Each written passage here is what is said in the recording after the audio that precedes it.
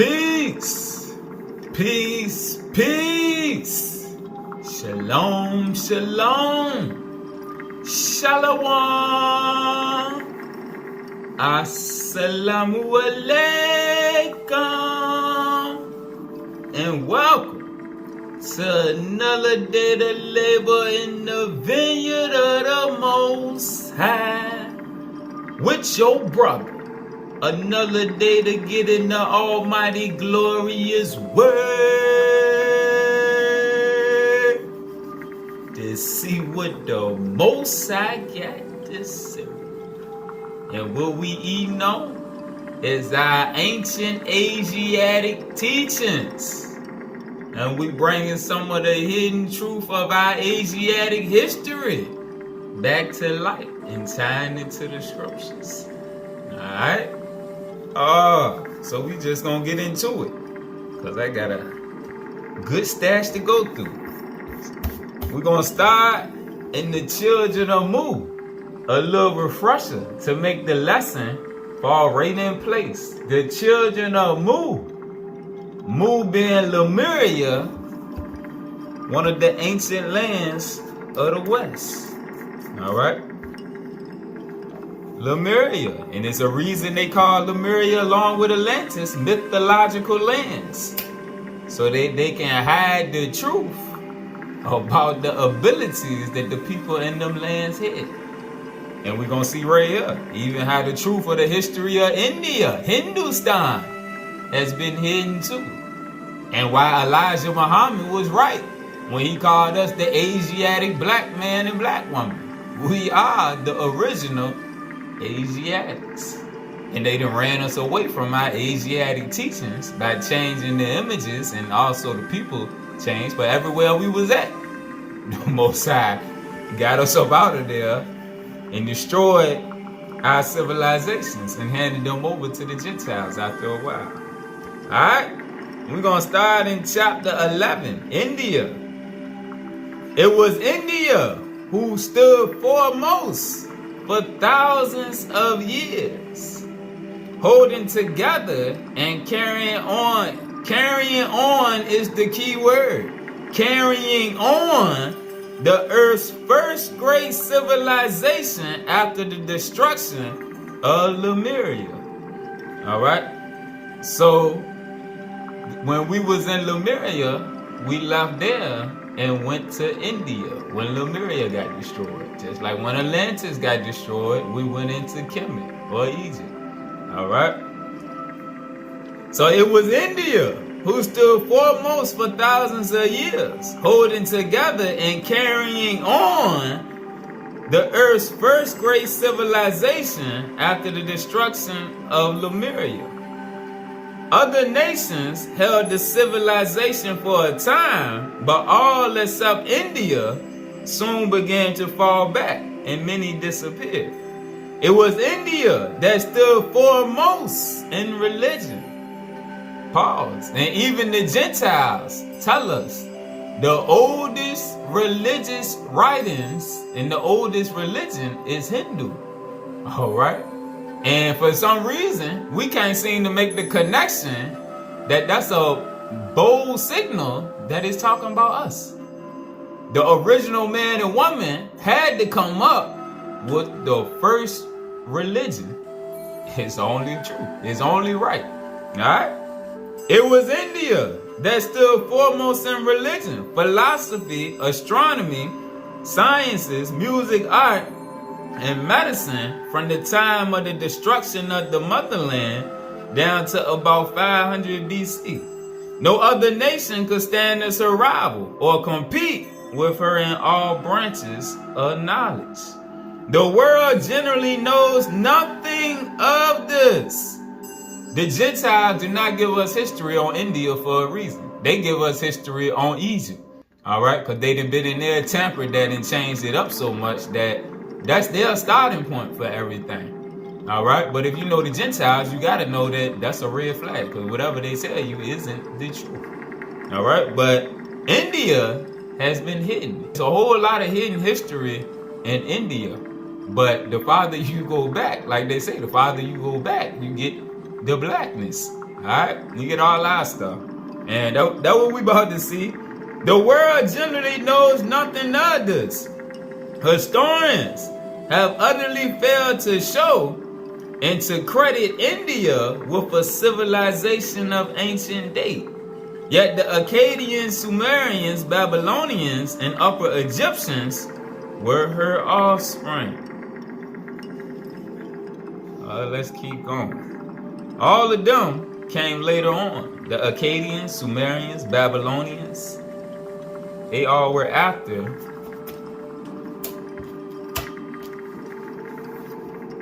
Page 184. The first people in India were Mayas. The Mayans were the first people in India. And we know where the Mayans came from and who they were. Alright?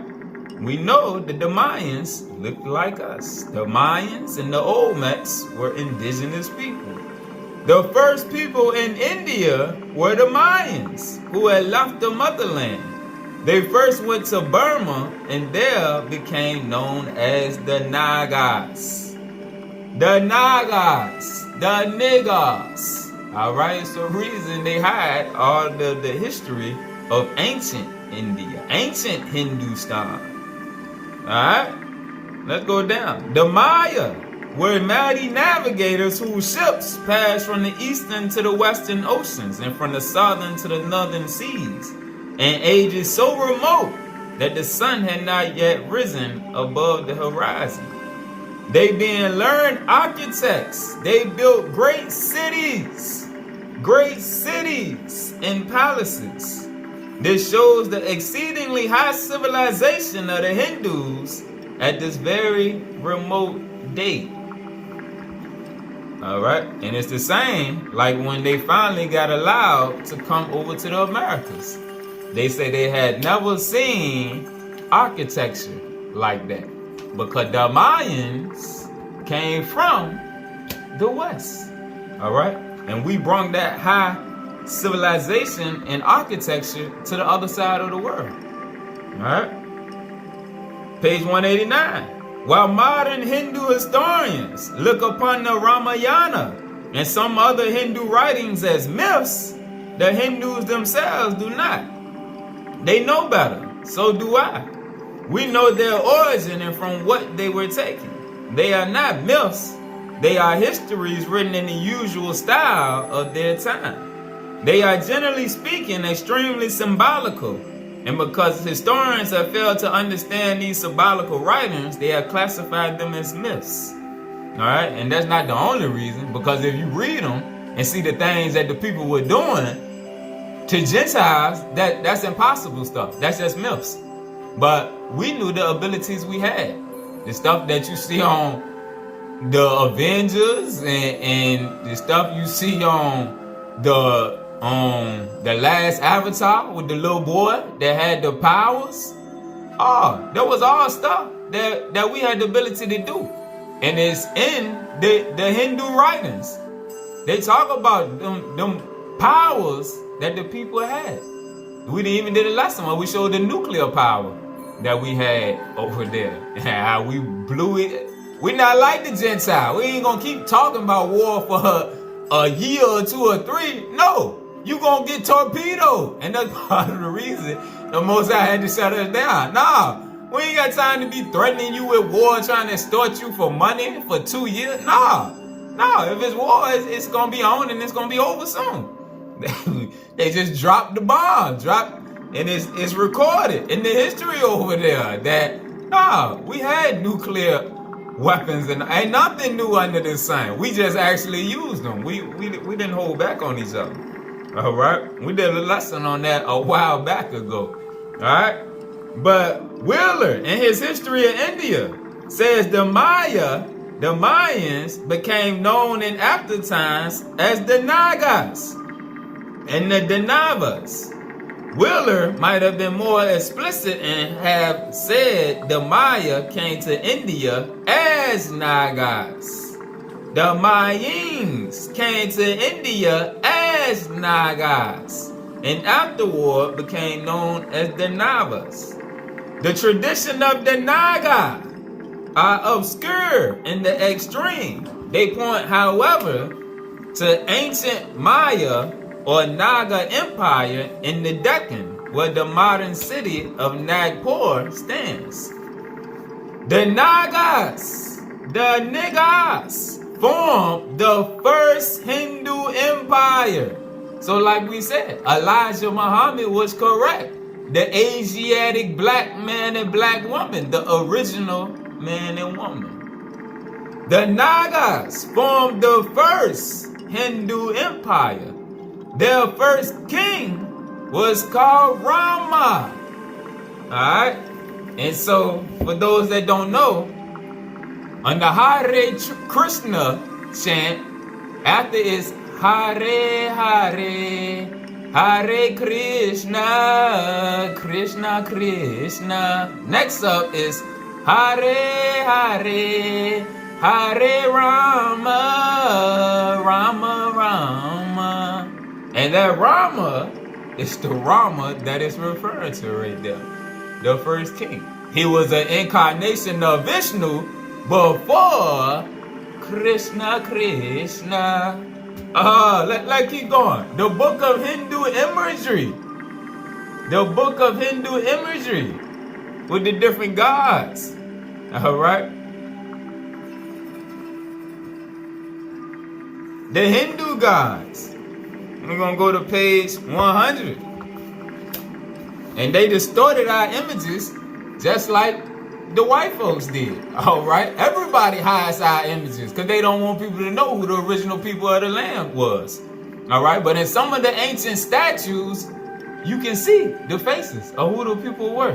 Alright? But this one, Rama, that we just read, the first king of the Naga Hindu Empire, Rama.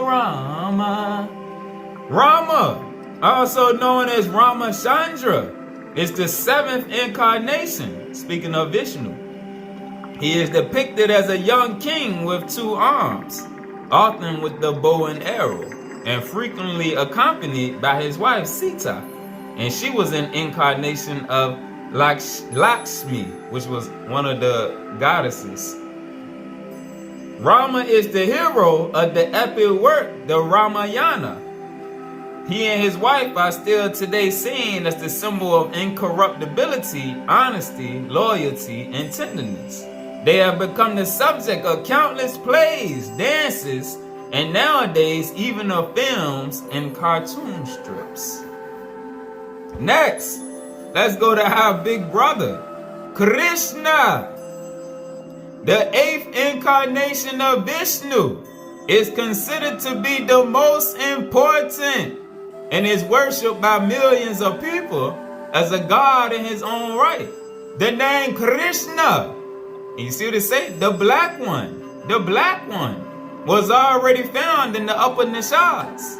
Later on, there are detailed stories about the hero Krishna in the Mahabharata. The Puranas, especially the Bhagavata Purana, contained an exhaustive account of Krishna's life, described in numerous colorful tales about his exceptional strength.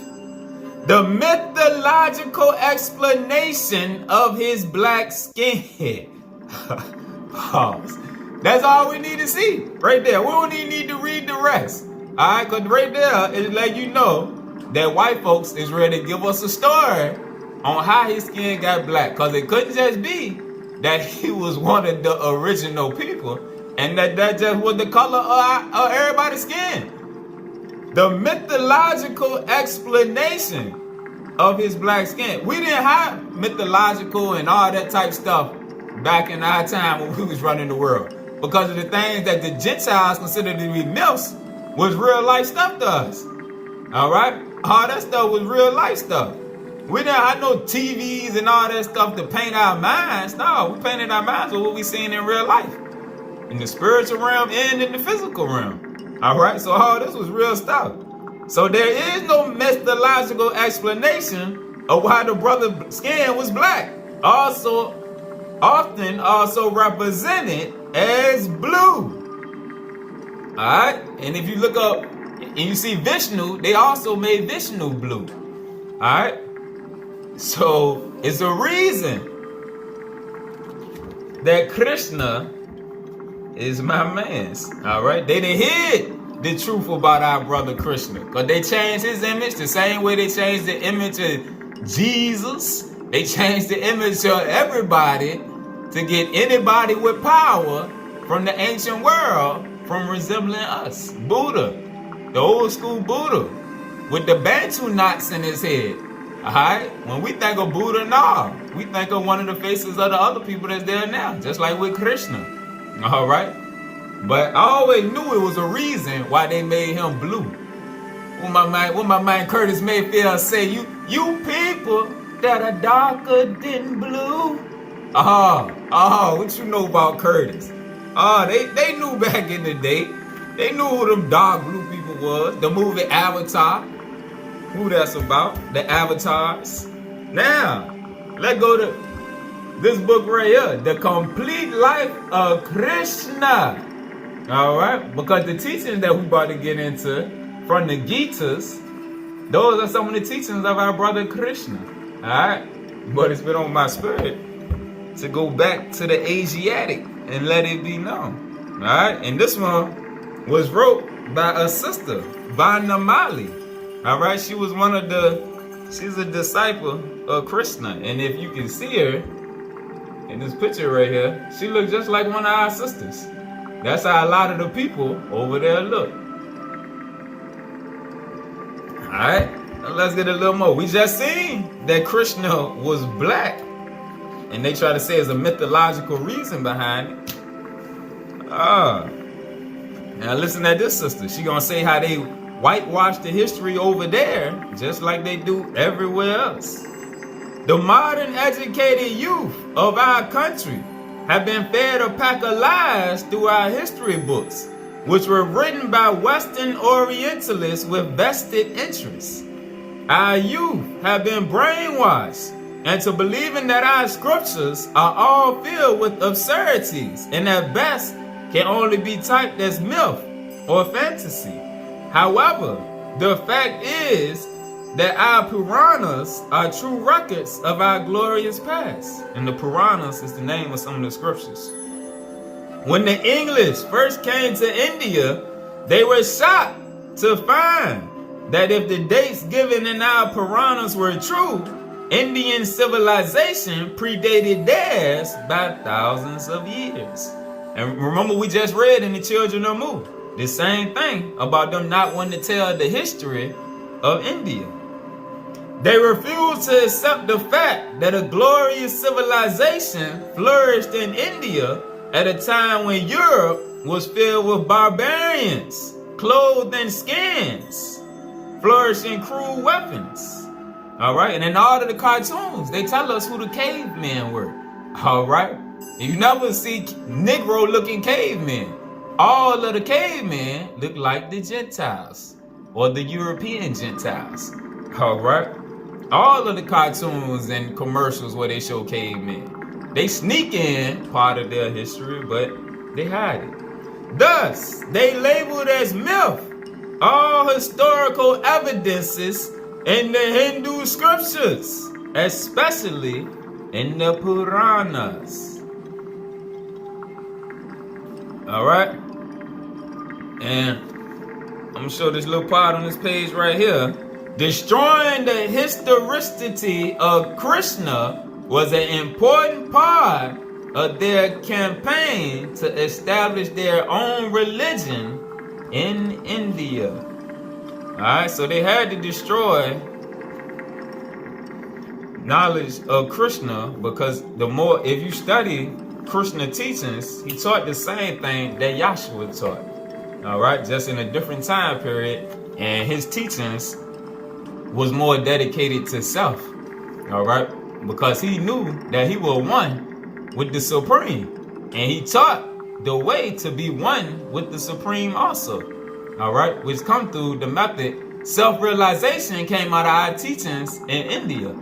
Alright, that's why when you get down to the Hebrew and Christian teachings, they don't really, they go to external means. But in our ancient teachings, it was all about self. Alright, And that's what we going back to now. The teachings on self and how to open up that seed within. Alright, from 1998 to 2001, many underwater explorations revealed evidence indicating a highly civilized city existed at that site with great maritime connections with many other countries. Alright, and this speaking on because Krishna, when he left his incarnation, it was over for his city, just like Yahshua. When he left, the destruction came. When Krishna left, the destruction came. And what she talking about right here is some explorations that the Europeans then found under the water to prove the authenticity of the scriptures. Indicating a highly civilized city existed at that site with great maritime connections with many other countries. I remember we just read about the Nagas that were seafaring people, which must have been washed away by a tsunami or hurricane. The excavations show that Dawaraka, that was the name of Krishna city, was a large, well-fortified city with an excellent drainage system, massive gates, and a wall stretching about 180 miles. It was a sprawling city with gardens, orchards, and bastions, and a population of about 10,000 people. Many clues also indicate that it must have been a bustling port.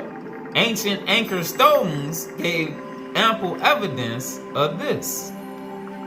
All these findings have suddenly roused a lot of interest among Hindus both in India and abroad, since it is solid proof of the existence of one of the favorite gods in the Hindu pantheon, namely Lord Krishna.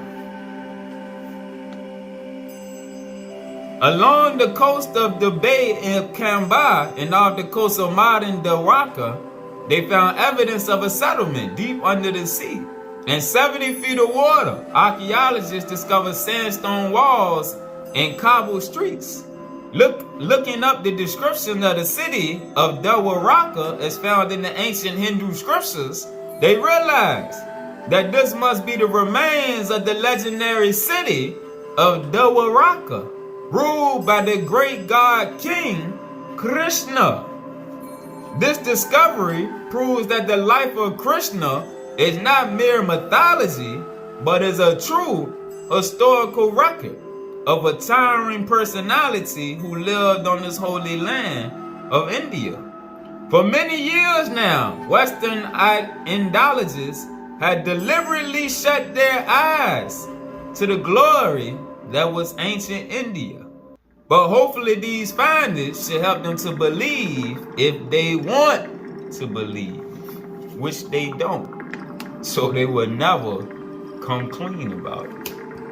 Alright, let's keep going. Krishna is famous for his lilas, or pranks and games.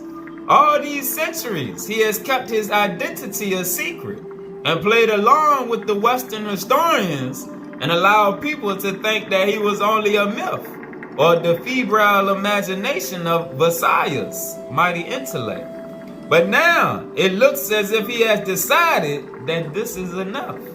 He has chosen to reveal himself, to open the veil of Maya in which he has shrouded himself and expose the truth of his inspiring life to the public gaze. Alright? And what the sister is saying, that she received the vision on how to put the different books of scriptures. It came to her as her mission to put the different books of scriptures together to show the life of Krishna. Alright? And I searched. This is the only book I done found about the complete life of Krishna. Alright? And how she put it together. And that's what she's saying, where it was put on her. And now, clearly, as a devoted disciple of Krishna, he released the information to put it back together so that it can't be no more denial on who he was. Alright? And that he truly existed. Alright? As a man, he was a Mahayogi, the greatest of all yogis. Totally unattached, having complete mastery over himself and nature. capable of controlling the very elements if need be. His miracles were only an outflow of his perfect unity with the Supreme, and therefore with nature. To have a perfect unity with the Supreme, there also has to be an alignment with nature. The spiritual gospel that he taught is known as the Bhagavata Dharma and is chiefly expounded in the Bhagavad Gita, in the Udava Gita, in the Anu Gita. The simplicity of his teaching was such that it could be followed by any man, woman, or child, unlike the Vedic teachings, which were meant for only the elite. Thus, Lord Krishna is not only the Satchidananda, the existence, knowledge, bliss of the Absolute, without any diminution or contamination of his perfection. He is also the Uttama Purusha, the perfect person amid all imperfect situations. He is the eternal boy, the paragon of masculine beauty, who always retains his spiritual nobility, absolutely unaffected and unperturbed in every situation. Pause. Because in his teachings, in the Bhagavad Gita, he talking to Arjuna as his disciple. And these are the teachings that he installed in Arjuna, how to be that same way. The same way Yahshua taught to be like him, Krishna taught the same way, follow as he followed, meaning detachment. Be in the world, but not of the world. Know who you self. Know who you are. All right? And in the Udava Gita, he talking to Udava. All right? We about to go into them in a second. All right? But he always retained his spiritual nobility, absolutely unaffected and undisturbed in every situation.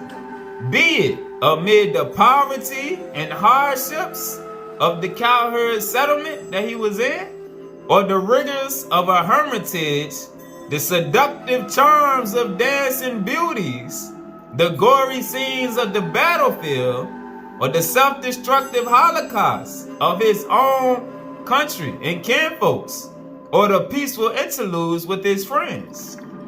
As he himself taught, Krishna lived in his world of duality as the lotus leaf in winter, absolutely untouched and unaffected by the environment, a witness of situations, but never a victim. Never a victim. All right? And this is the complete life of Krishna.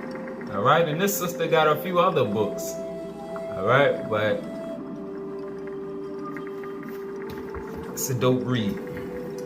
Now, let's go into the Bhagavad. We're going to use two of them. This is the Bhagavad Gita that was written by Yogananda. And then I got the Bhagavad Gita by A.C. Swami. All right, so we're going to use both of them to compare the translations to get a better understanding. All right, and Yogananda and A.C. Swami both was great disciples that was sent over here to the West to bring their knowledge. All right, but they had two distinct styles, but both of them worked. Yogananda was more on the Kriya Yoga oneness with God, and A.C. Swami was more so on the oneness with Krishna. He also taught yoga, but he didn't go into the Kriya. That was Yogananda's thing to bring. A.C. Swami started the Krishna consciousness movement, which he was trying to get everybody focused in Krishna consciousness, the higher elevated teachings of God. Whereas Yogananda also did that, but he also came with the Kriya teachings on how to move your energy in your meditation by focusing on that crystal seed and taking control of the energy that flows through. All right, so we're going to go to chapter 14 called Transcending the Gunas, which are the three qualities inherent in cosmic nature. Alright? And in the AC version, it says the three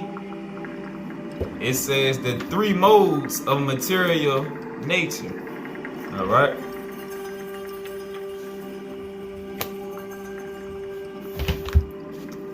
So these are teachings from Krishna. Alright, so like I said right here, the blessed Lord said is speaking on Krishna said. The blessed Lord said, again, I should speak about the highest wisdom, which transcends all knowledge.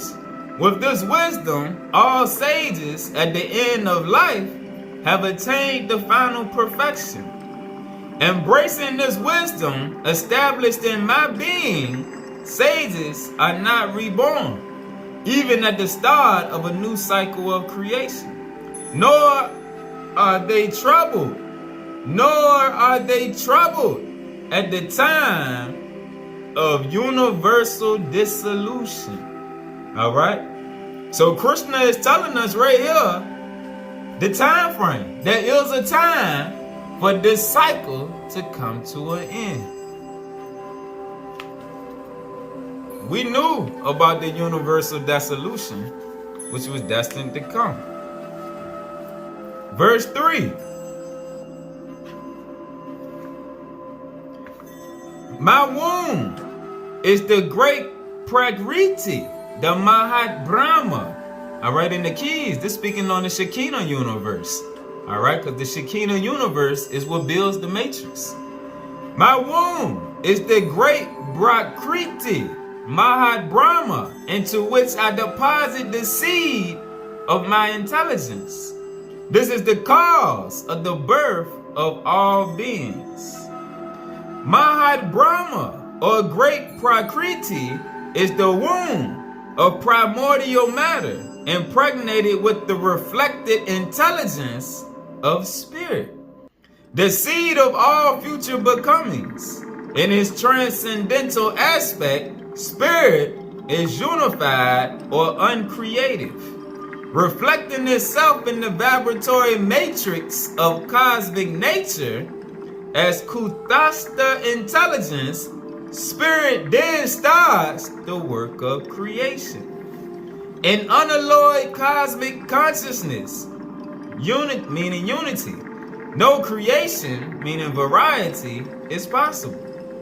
But by bringing into being the activities, the cosmic storm of Prakriti or Maya, which we did lessons on Maya, then the matrix, the womb of creation, the cosmic storm of Maya, the delusive cosmic measurer, God produces from his one ocean of formless infinitude the endless finite ways of creation.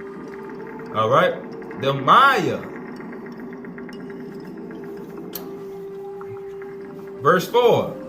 O son of Kunti, it's another name for Arjuna, of all forms, produced from whatsoever wombs, great Prakriti is their original womb, their original mother. And I am the seed imparting father. Alright, and remember we read about the spirit being the radiance of the father. Alright, and that's all it's saying. The great Prakriti, the spirit, is the original womb, the Shekinah Universe. And I am the seed imparting father. Alright, because Krishna was teaching about self. And being that he was a drop of the Supreme, he was the Supreme incarnated on earth. The same way the Christians and Hebrews teach us about Jesus. Alright, God in the flesh. Alright.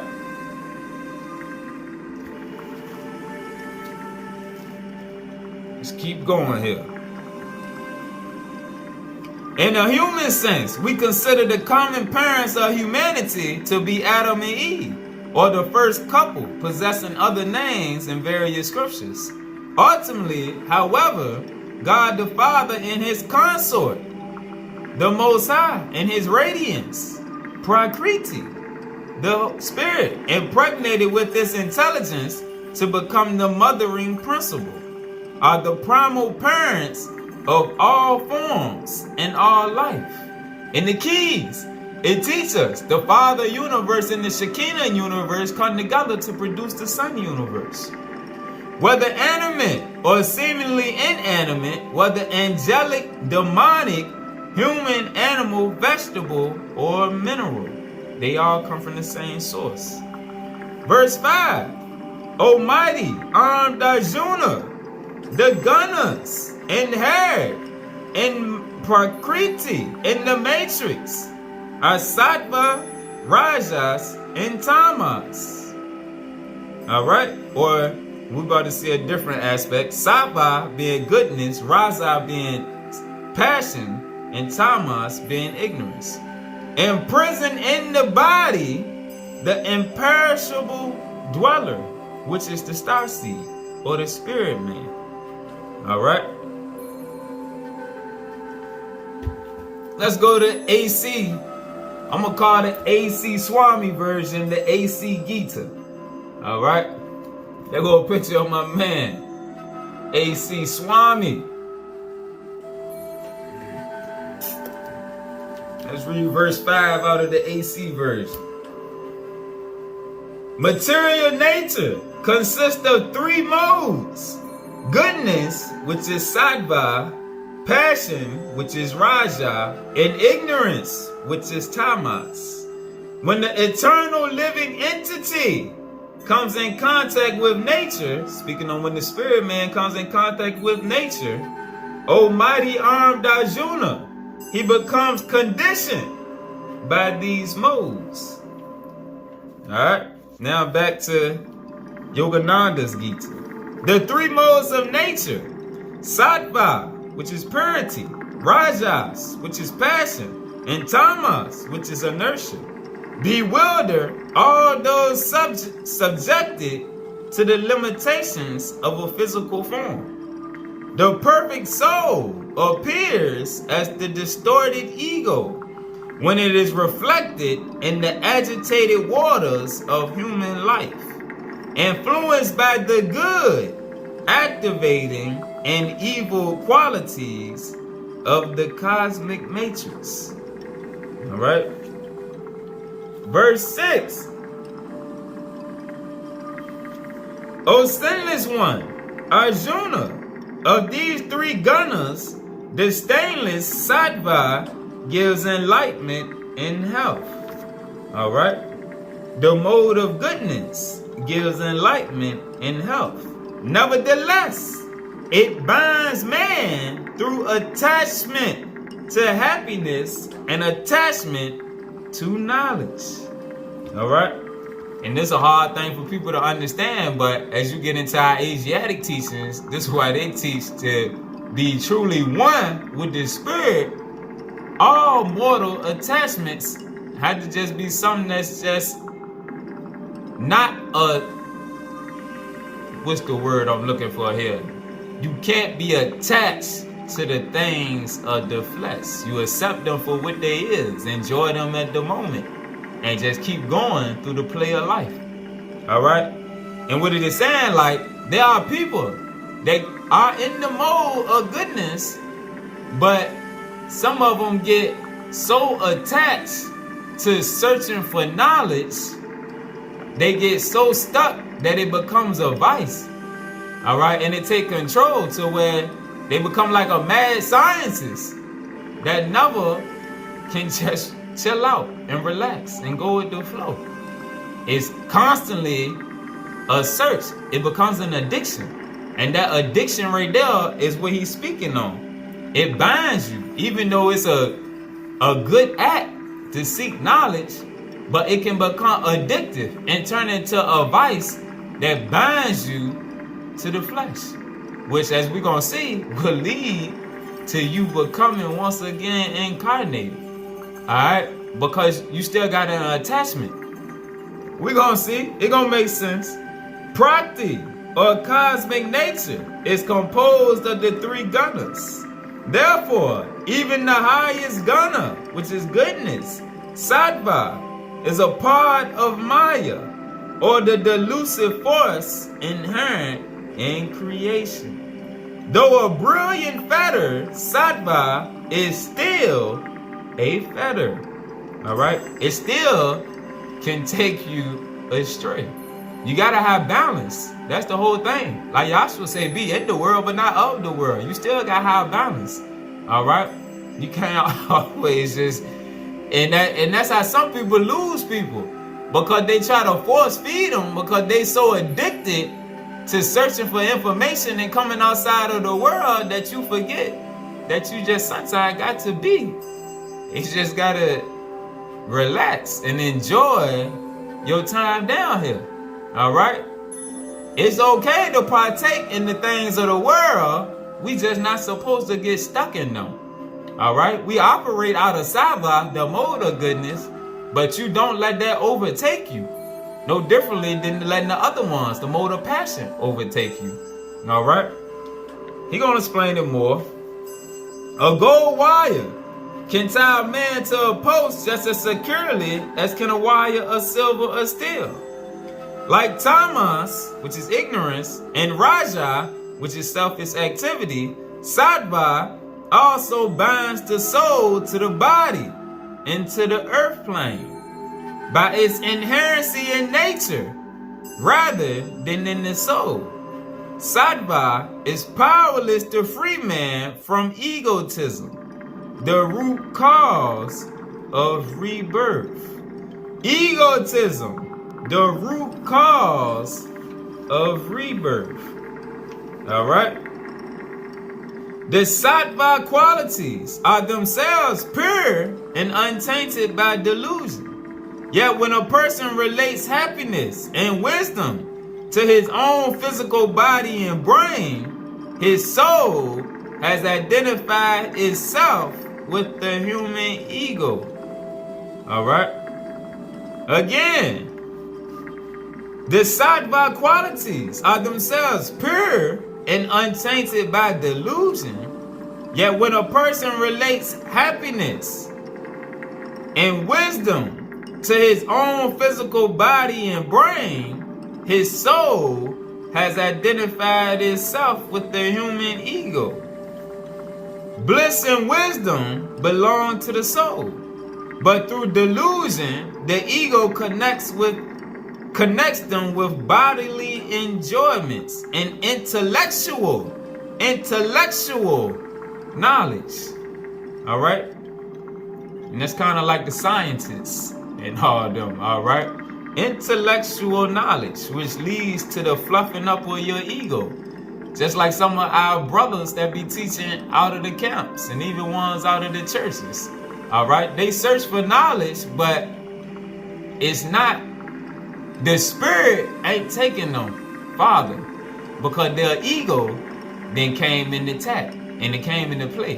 And even though they in the mode of goodness, they got good intentions on what they're doing, but because of the intellectual aspect and the not disconnecting from the carnal things of the world, their view is distorted. And they have good intentions, so they operating out of goodness or sattva. But at the same time, it says right here, through delusion, the ego connects them with bodily enjoyments and intellectual knowledge. And that's how them brothers are when they always attacking who they call Esau, which is not really Esau, but when they always going at the white man, this, that, and the third. All right? And how they always talking about because they black, they saved, or because they Hebrews, they gonna be saved, and Israel, all that. Nah. It's deeper than that. All right? And that's a mode of they trying to do a good thing, but their ego then block their blessing. To where now the spirit can't take them no farther. And they obsessed with what they're doing, but their ego comes into play. Just like brothers in the higher teachings of the walk also. Sometimes they can do the same thing. Whereas you become so obsessed with where you at, you start trying to force feed that to others. All right? And the ego comes into play. All right? Just something to be aware of. All right? Because all of the teachings get understanding above all things. And that expands our awareness All right, we just drop seeds and roll. Don't force feed it on people, but also don't become too obsessive to the point where the spirit can't lead you, because you think that you got all of the truth already, and you think that you know this is the truth of where you need to be. Nah, you got to be led by the spirit. All right. The ego considers happiness and knowledge to be its own qualities, thus ignorantly chaining the soul to bodies and rebirths. They not identifying as a child of the light. The light is the spirit. All of our lessons we've been doing out of the keys, the color codes, all that stuff got to do with your spirit. Your spirit give off colors because it's a light. Lights give off colors. Just like when you look up at the luminaries in the sky, you see the stars really like twinkle, twinkle, little star. All right, they changing colors, some of them. They glittering.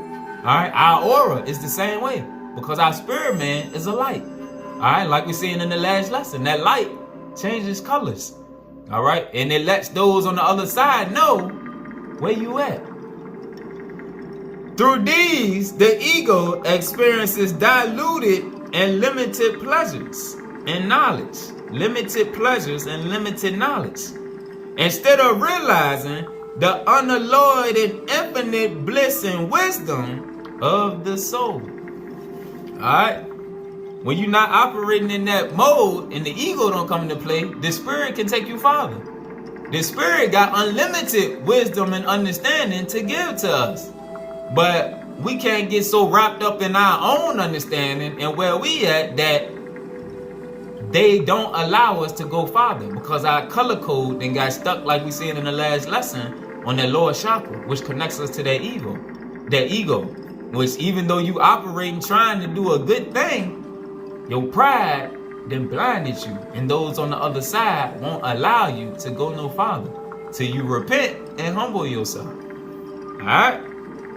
Let's keep going. Verse 7. O son of Kunti, Arjuna, understand that the activating rajas is imbued with passion, giving birth to desire and attachment. It strongly binds the embodied soul by a clinging to works. Now let's get it out the AC Gita. Same verse, verse 7.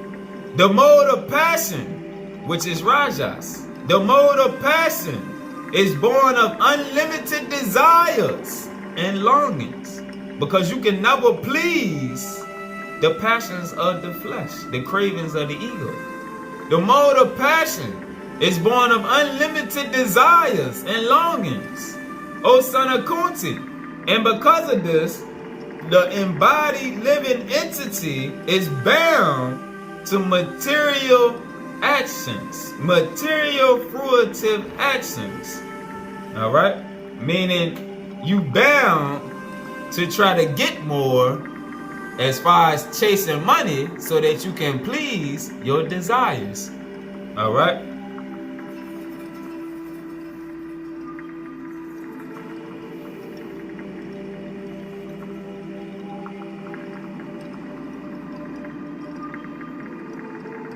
All right, let's read something about this. As long as one is hankering after these things, he has to work very hard. Therefore, it is clearly stated here that he becomes associated with the fruits of his activities, and thus becomes bound by such activities. In order to please his wife, children, and society, and to keep up his prestige, one has to work. Therefore, the whole material world is more or less in the mode of passion. All right. Modern civilization is considered to be advanced in the standard of the mode of passion. Formerly, the advanced condition was considered to be in the mode of goodness.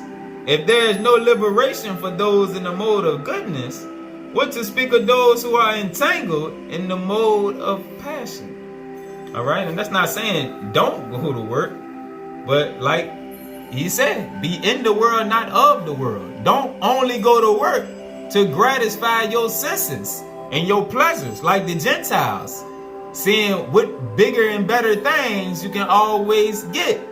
Because all they do is bound you to working more and more. The more money you make, the more possessions you get, the more bills you make, the harder you have to work. Because you is attached to material possessions. All right, and buying things. So that's all he's saying. It makes you work harder. All right.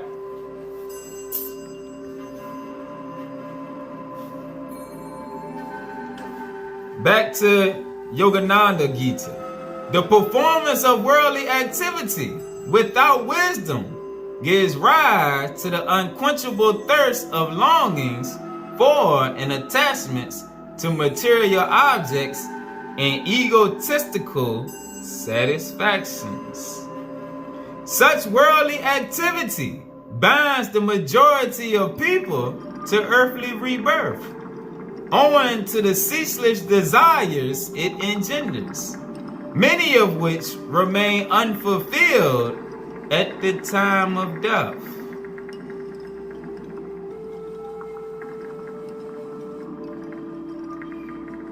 A few people are sattvic, meaning operating in the mode of goodness. There are also a few men of exceedingly tamasic nature, those who are effortlessly disposed to commit evil, but the greatest number of human beings are rajasic by inclination, meaning impelled by the passion characteristics.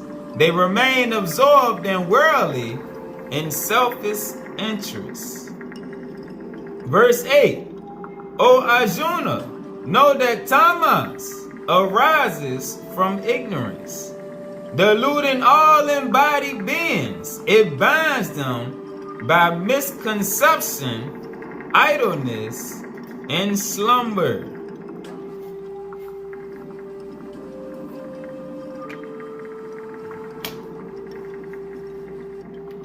Let's go to AC Gita. Same verse, verse 8.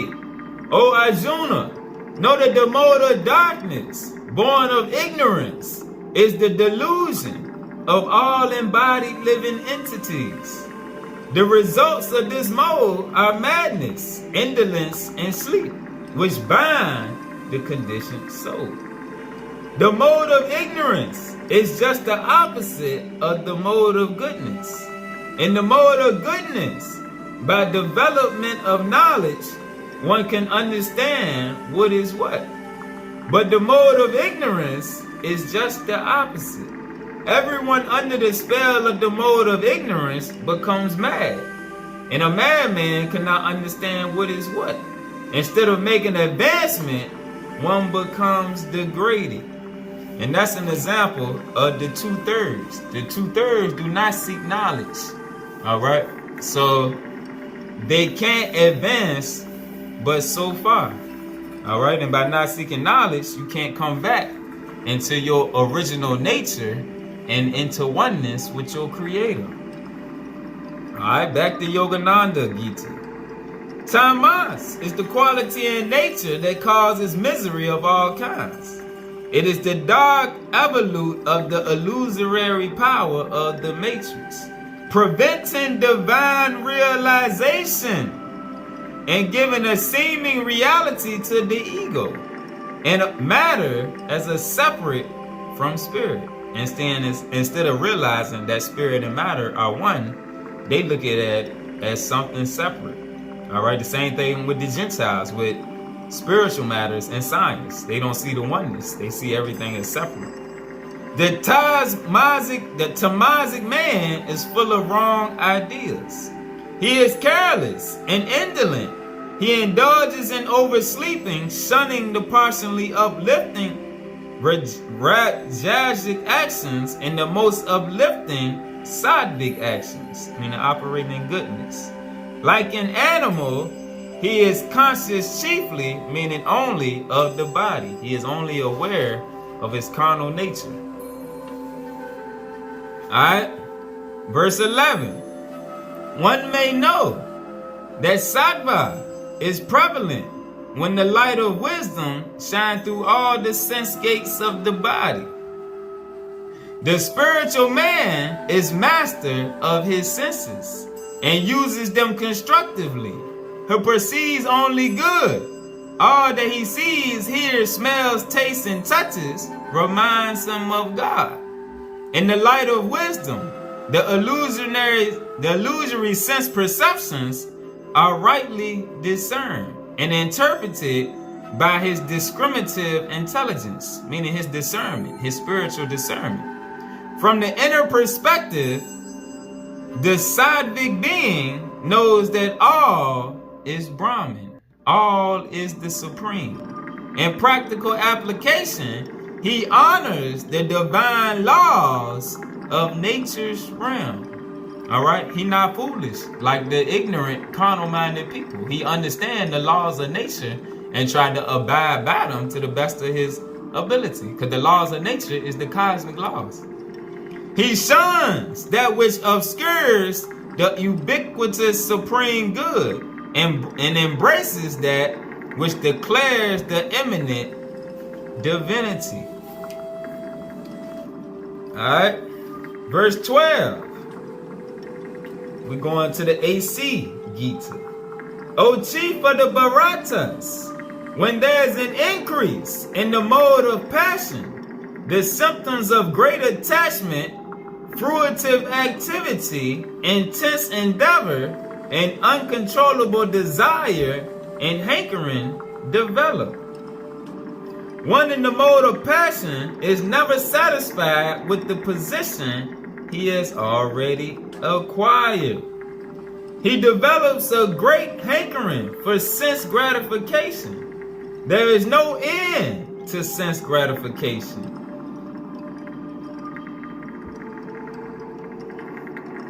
All right, next. Back to Yogananda Gita. The fruits of the Sattvic, Rajic, and Tamasic life.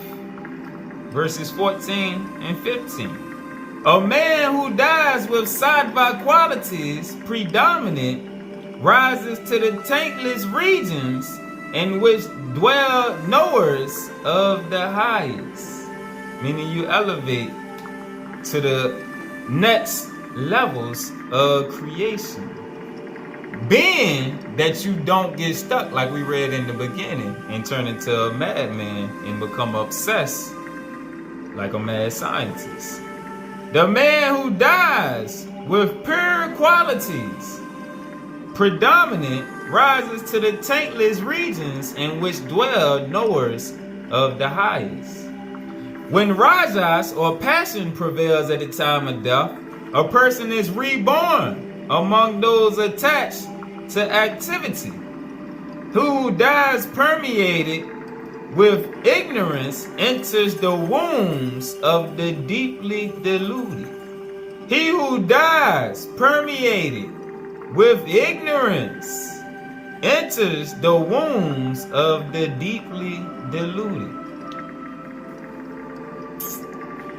The fate of men after death is determined by their life while on earth. Those who cultivated goodness or sattva and have become established in its taintlessness are transported to the angelic realms. Those whose natures were full of raja, meaning passions, worldly attachments, are reborn on earth as ordinary men and women, or on other activity-saturated planets best situated to their passionate natures. Alright, but we know from getting all these other books back that we locked down here until the earth gets transformed. Alright.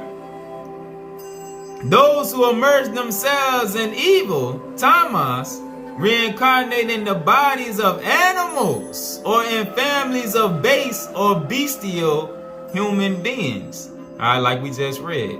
You incarnate in families with those same attributes, or in vile conditions affecting their nature and determining their state of existence. All right. Let's get this out of the AC version. Same verse, verse 15, out of the AC Gita. When one dies in the mode of passion, he takes birth among those engaged in fruitive activities. And when one dies in the mode of ignorance, he takes birth in the animal kingdom. Alright? And I know a lot of our brothers and sisters might think this is a false teaching right here. But what it's saying is not after one incarnation or two incarnation. But remember, everything is based on consciousness. And as your consciousness levels drop to such low levels, you have to incarnate into a realm suitable for what your consciousness is. Alright? And we're going to get a precept for that out the Virgin of the World. Alright? We're going to let Enoch or Hermes show us the same thing in his writings, so that people won't think that this is just an error by Yogananda and A.C. Swami or our ancient Asiatic teachings. Alright. So we're going to go into the Virgin of the World, a teaching by Hermes, who was Thoth, or Tahuti, who was also Enoch, as we know. Alright? And this is his teaching that's the same, that this is the precept that lines up with it. Page 50 in the Virgin of the World. It has been questioned whether Hermetic doctrine affirms the Hindu theory of transmigration, to wit the possibility of the passage of the guilty ego into lower forms than that of man. And the divine Pymander, it is clearly set forth that if a human soul continues evil, it shall neither taste of immortality nor be partaker of the good, but being drawn back, it returns into creeping things. And this is the condemnation of an evil soul. Yet Hermes hastens immediately to explain and qualify this statement by adding that such a calamity cannot befall any truly human soul, that is, a soul possessing the divine mind. However, falling from grace, for so long as the soul retains this living fire, it is the soul of a man. And man is not to be compared to any brute beast upon the earth, but to them that are above in heaven, that are called gods. But there is a condition so low and lost that at length the divine flame is quenched, and the soul is left dark and godless, a human soul no longer. And such a soul, O son, says Hermes, have no mind. Wherefore, neither such an one be called man. Therefore, while it is true that no other body is capable of a human soul, neither is it lawful for a man's soul to fall into the body of an unreasonable living thing. So also is it true that a soul bereft of its divine particle, which alone made it human, is human no longer, and following the universal law of affinity, straightway gravitates to its proper level, sinking to its similars and drawn to its analogs. Nevertheless, when its purgation is accomplished, such a soul may come to itself and say, I will arise and go unto my Father, meaning elevate. But right here, it shows that a spirit can get to such a low level that it loses its divine aspect. And then, due to the law of affinity, it has to go down farther in the chain. Alright? Alright. So, now we see that it is possible for consciousness levels to sink so low that transmigration is possible. Now, let's go to verse 20 in the A.C. Gita. When the embodied being is able to transcend these three modes of material nature associated with the material body. He can become free from birth, death, old age, and their distress, and can enjoy nectar even in this life. All right, in this life. All right. Now, and go back to Yogananda Gita, verse 26. He who serves me with undeviating devotion transcends the Gunas and is qualified to become Brahman, one with the Creator. Verse 27. For I am the basis of the infinite. And this is Krishna's words. For I am the basis of the infinite, the immortal, the indestructible, and of eternal Dharma and unalloyed bliss. In stanza 26 and 27, Krishna speaks as the Pratyagatma, the soul or true being of man. All right, the starseed, the spirit man. In stanzas 26-27, Krishna speaks as the soul or true being of man that is identical or one with the Creator. Spirit or the Absolute.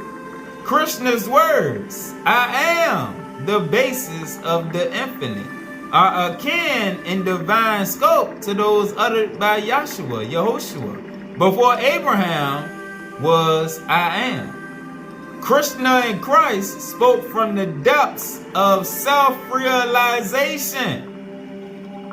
Krishna and Yahshua spoke from the depths of self-realization, knowing that I and my Father are one. And that's what both of them was trying to get us to realize, that we are one with the Supreme. All right, we've been transformed. Let's go to the Udava Gita. The Udava Gita, the final teachings of Krishna.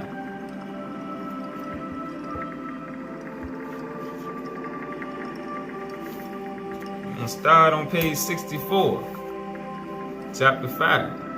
As long as beings are bound by the Gunas,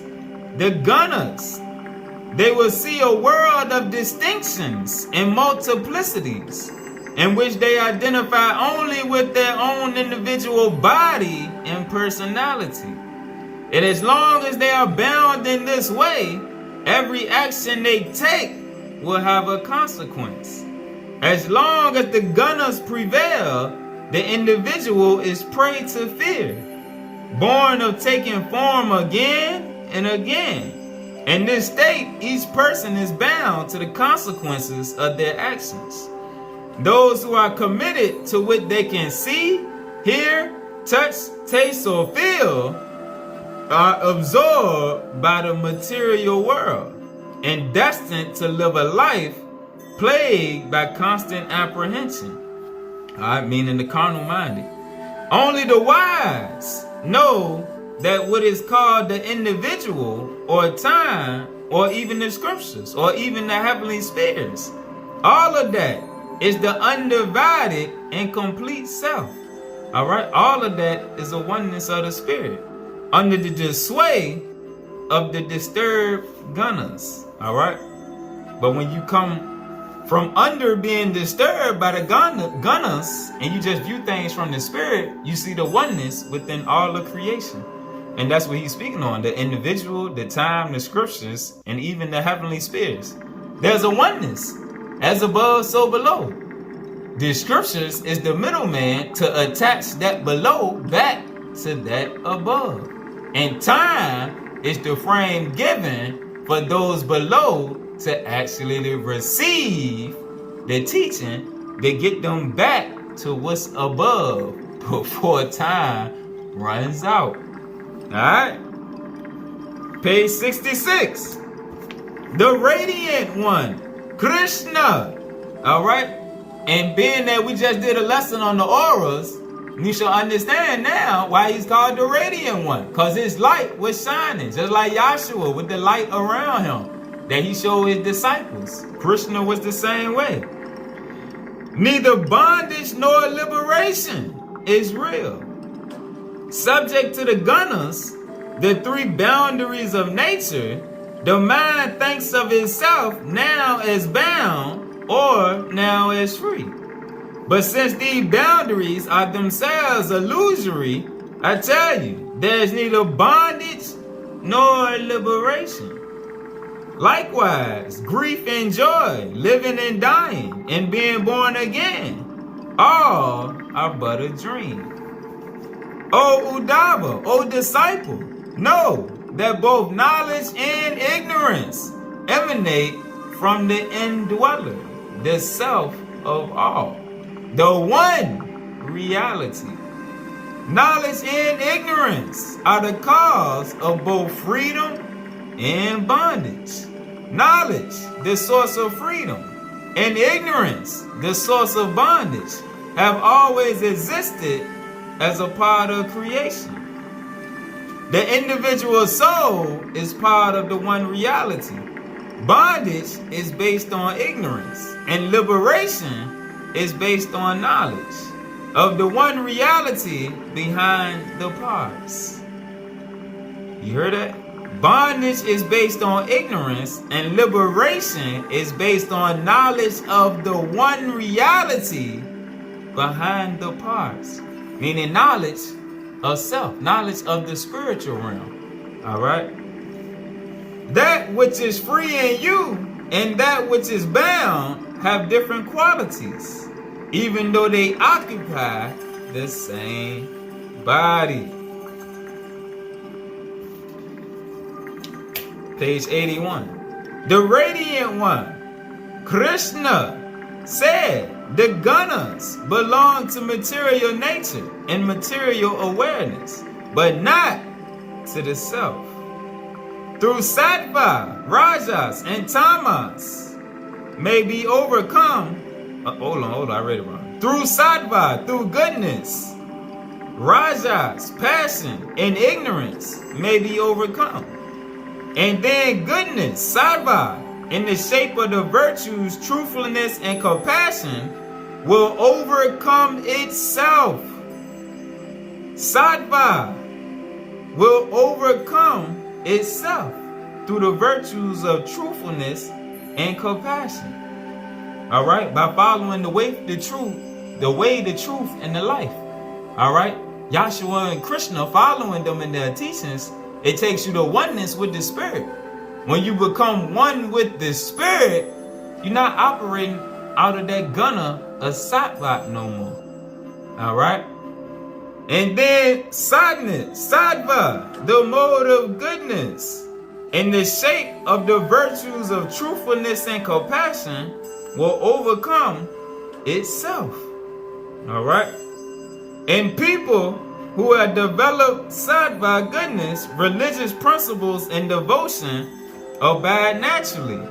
These become strengthened through practice. Sattva then becomes more powerful and subdues passion and ignorance.